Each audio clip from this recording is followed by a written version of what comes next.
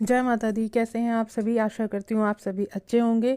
महारानी की कृपा आप पे सदैव बरसती रहे, ऐसी मैं भी माँ से प्रार्थना करती हूँ। तो आज मैं आपके मध्य एक नई जानकारी के साथ आई हूँ। आज का जो विषय है वो बहुत ही महत्वपूर्ण होगा, क्योंकि बहुत सारे बच्चों के प्रश्न आते हैं इस बात के ऊपर कि कैसे शक्तियाँ हमारे पास आती हैं, कैसे हमें ज्ञान देती हैं जिसके द्वारा हम सब कुछ ज्ञान हो जाता है, और कैसे हम किसी के बारे में सब कुछ जान लेते हैं, कैसे हम दूसरे के बारे में सब कुछ बता देते हैं। तो देखिए, जैसे हम किसी देवी देवता की पूजा करते हैं, हमने कोई सिद्धि भी नहीं कर रखी, लेकिन फिर भी हम दूसरों के बारे में जान जाते हैं। तो वो क्यों होता है? बहुत से लोग कहते हैं कि हम तो सिर्फ माँ की आरती करते थे, हम तो माँ के सिर्फ नॉर्मल पूजा पाठ करते थे, लेकिन फिर भी उनके पास सिद्धि आ जाती है बिना किसी तंत्र मंत्र को किए भी। तो आज मैं आपको यही बताती हूँ। अगर आप पहली बार इस चैनल पर आए हैं तो कृपया करके चैनल को सब्सक्राइब करें, वीडियो को लाइक करें और शेयर भी करें। साथ ही साथ नोटिफिकेशन बेल को भी प्रेस करें,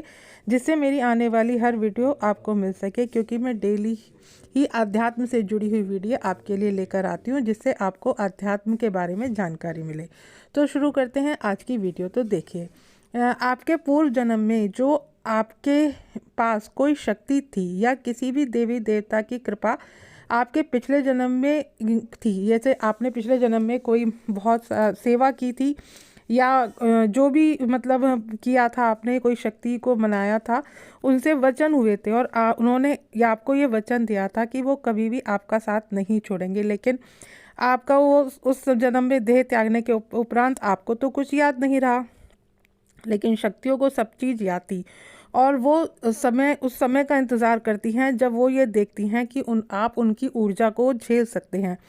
तो वो इस जन्म में भी आपके साथ आ जाती हैं। इसलिए ही कोई व्यक्ति सामने बैठे तो उसके बारे में सारी बातें बता देती हैं। लेकिन आप सोचो कि हर कोई व्यक्ति ये कर सकता है? तो ऐसा बिल्कुल भी नहीं है, क्योंकि जिनके पास शक्तियाँ होती हैं, ये चीज़ें कर पाते हैं, तो ही वो इन सब चीज़ों को बोल पाते हैं, बता पाते हैं।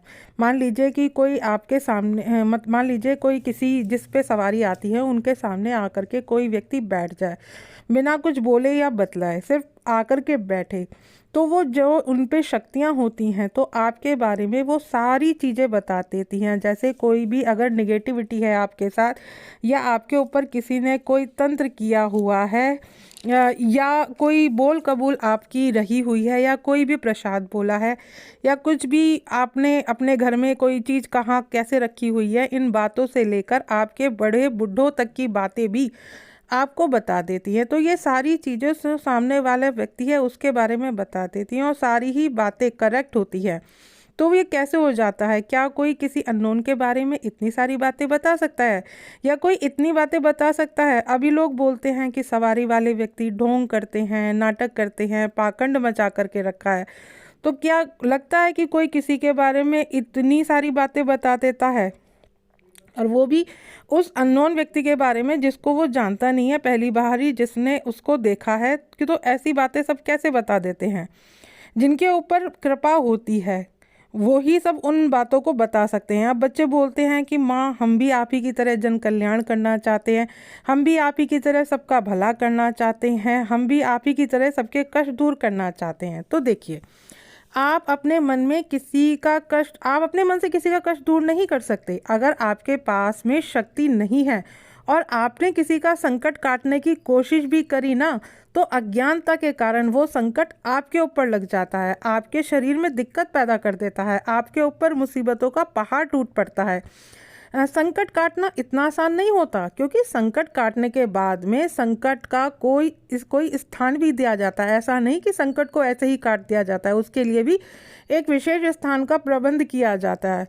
क्योंकि ये सब बताता कौन है? ये सब गुरु बताते हैं, शक्तियाँ उनसे करवाती हैं, क्योंकि वो हमेशा हमारे अंग संग रहती हैं। ऐसे नहीं कि शक्तियाँ आज हमारे पास हैं तो कल चली गई, परसों फिर वापस से आ गई, नहीं। शक्ति जिनके पास होती हैं परमानेंट होती हैं। कोई बोले कि अभी तो मैं यहाँ बैठी हूँ, मैं ये नहीं कर सकती, क्योंकि जब मैं गद्दी पे होंगी तभी मैं ऐसा कर सकती हूँ, ऐसा बिल्कुल भी नहीं होता है। क्योंकि जो शक्ति हमारे अंदर बैठी होती है ना, वो परमानेंट होती है, वो हमेशा हमारी अंतरात्मा में बैठती है। शक्ति सब जगह हमें लेकर के जाती है। ऐसा भी होता है कि हम अपने घर में आराम से बैठे हैं और कोई पीड़ित व्यक्ति माँ को याद कर रहा है तो माँ हमें वहाँ बैठे बैठे भी याद दिला देगी कि कोई उन्हें सच्चे मन से याद कर रहा है। यहाँ तक कि माँ नाम भी बता देती है कि उस नाम का व्यक्ति याद कर रहा है। जिनके साथ में पवित्र शक्तियाँ चल रही हैं वो हर हाल में दुखी व्यक्ति का दुख हटाने के लिए ही आती हैं और ऐसे व्यक्तियों के सामने हमें खड़ा कर देती हैं जिनको सच में शक्ति की ज़रूरत होती है। इसलिए अगर आपकी भक्ति अच्छी है और आपका दिल साफ है तो शक्तियों में आपको हमेशा आशीर्वाद ही प्राप्त होगा। इसलिए बच्चे तंत्र मंत्र के चक्कर में ना पड़ करके अपना नुकसान ना करें। सिर्फ जिन भी इष्ट के प्रति आपके भाव हैं उनकी सच्चे मन से सेवा करें। आपके इष्ट की अगर कृपा हुई तो उनकी कृपा आपको ज़रूर प्राप्त होगी। आशा करती हूँ ये वीडियो आपको पसंद आई होगी और अगर ये जानकारी आपको अच्छी लगे तो कृपया करके वीडियो को लाइक करें। मिलती हूँ अगली वीडियो में एक नई जानकारी के साथ। जय माता दी।